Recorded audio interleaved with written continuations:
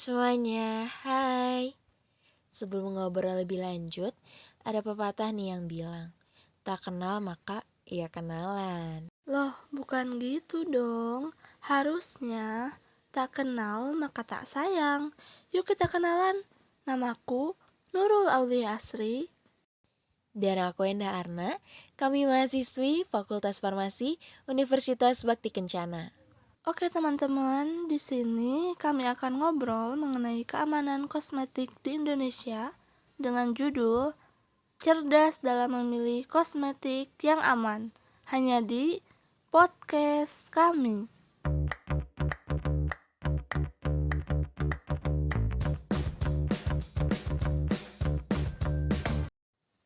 Gimana nih Endah kabarnya? Udah lama banget ya kita nggak ketemu. Mungkin terakhir ketemu kita di bulan Desember kali ya. Alhamdulillah baik.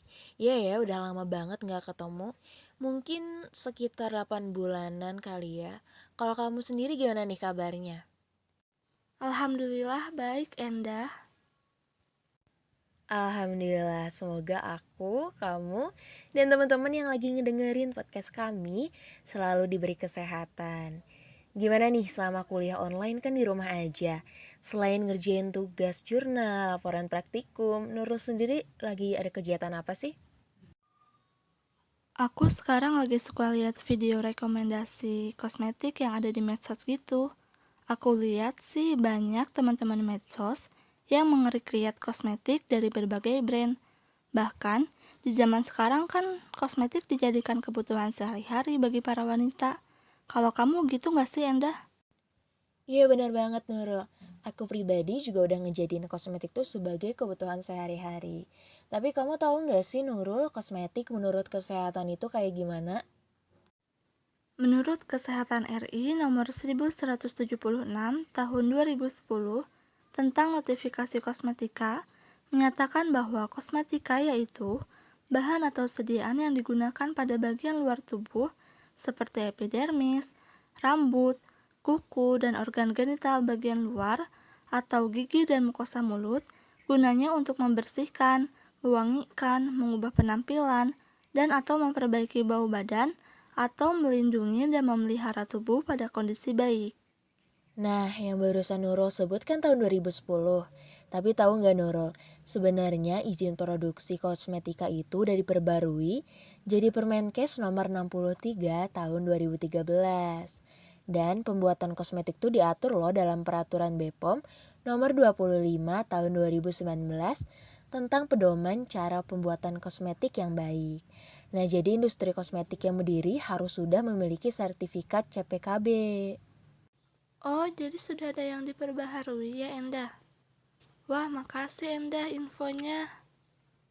Nah, aku juga punya info lagi nih Nurul. Berdasarkan kegunaannya, kosmetik itu dibagi menjadi dua kelompok. Yang pertama ada skincare. Skincare merupakan kosmetik yang digunakan untuk merawat dan mempertahankan kondisi kulit. Contoh dari skincare itu ada sabun pembersih wajah, ada pelembab, dan juga ada serum wajah. Yang kedua itu ada kosmetik riasan atau yang sering kita dengar make up. Ini merupakan produk kosmetika yang berwarna yang artinya jika digunakan pada tubuh atau bagian tubuh tertentu akan menghasilkan warna.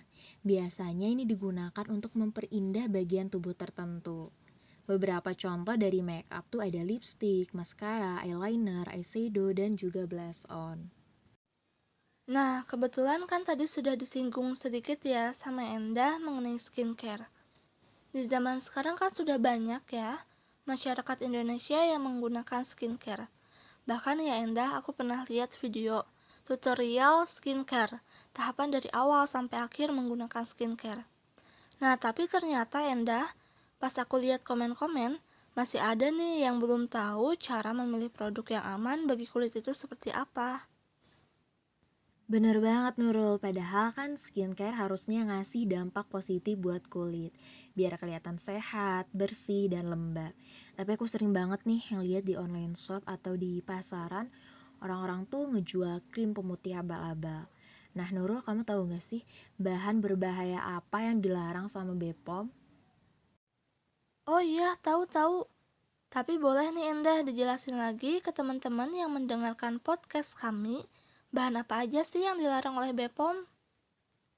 Bahan yang dilarang oleh BPOM tuh salah satunya ada merkuri dan hidrokinon.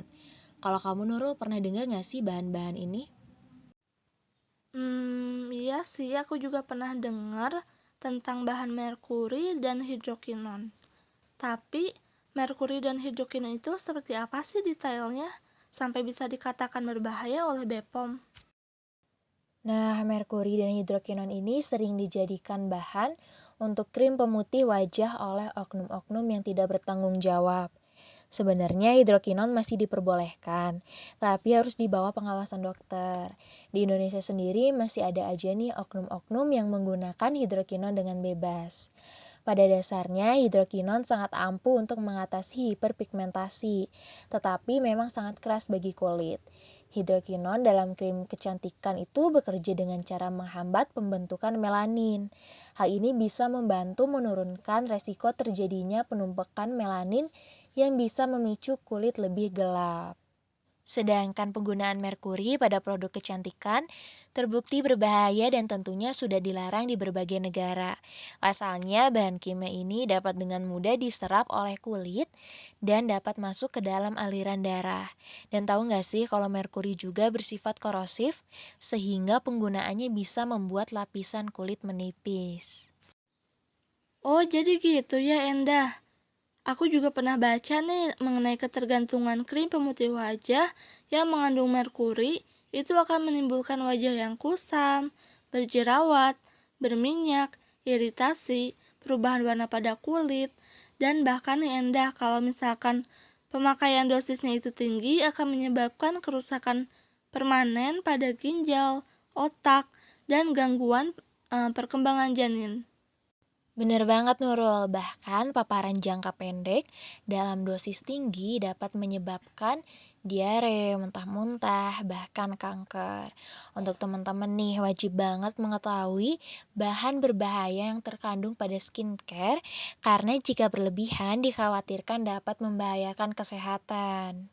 Iya nih Endah, sayang banget ya kalau misalkan kulit kita rusak hanya karena ketidaktahuan kita pada bahan-bahan yang berbahaya yang ada di skincare yang kita gunakan. Agar kita terhindar dari bahan berbahaya tersebut, kami punya tips and trick nih untuk para pengguna skincare dalam memilih skincare yang aman. Nah, yang pertama itu ada legalitas produk. Salah satu memilih skincare yang aman adalah legalitas dari produk itu sendiri. Hal ini ditunjukkan dengan dicantumkannya nomor pendaftaran Badan Pengawasan Obat dan Makanan. Nomor BPOM ini dapat dicek di situs resmi BPOM yaitu cekbepom.pom.go.id atau dapat diakses di app BPOM Mobile. Yang kedua nih, ada cek kemasan. Pastikan kemasan produk dalam keadaan baik.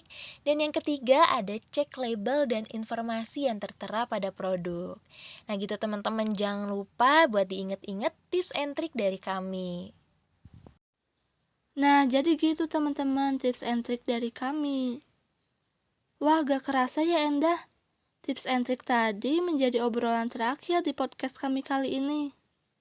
Iya benar banget, dari awal kami udah ngebahas kosmetik menurut kesehatan, kosmetik dalam kegunaannya, dampak positif dan negatif, zat-zat berbahaya dalam skincare, bahkan yang terakhir kami memberikan tips and trick nih.